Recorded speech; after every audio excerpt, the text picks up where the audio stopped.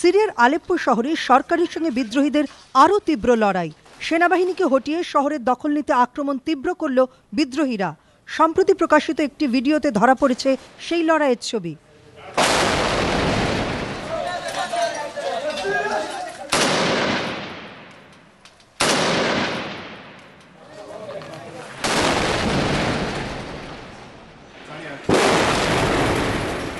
প্রায় ৩০ লক্ষ মানুষের বসবাসের আলেপ্পো শহর এখন প্রেসিডেন্ট বাশার আল আসাদের সেনাবাহিনীর দখলে। সেখান থেকে বহুবার বিদ্রোহীদের লক্ষ্য করে আঘাত হেনেছে সিরীয় সেনাবাহিনী। উত্তর সিরিয়ার তুরস্ক সীমান্তের কাছে আলেপ্পো শহরের দখল হারালে তা বড়সড় ধাক্কা হবে সিরিয়ার সরকারের কাছে। ৩ দশকেরও বেশি সময় ধরে ক্ষমতায় থাকা বাশার আল আসাদের পদত্যাগের দাবিতে গত বছর মার্চ মাস থেকে বিদ্রোহ শুরু হয়েছে সিরিয়ায়। বিদ্রোহ দমনে সর্বশক্তি প্রয়োগ করেছে সরকার। মানবাধিকার সংগঠনগুলির হিসেব অনুযায়ী লড়াইয়ে এখনো পর্যন্ত মৃত্যু হয়েছে অন্তত ৩০,০০০ মানুষের। দেশ ছেড়ে পালিয়ে গেছেন ৭ লক্ষেরও বেশি মানুষ। এবিপি আনন্দ।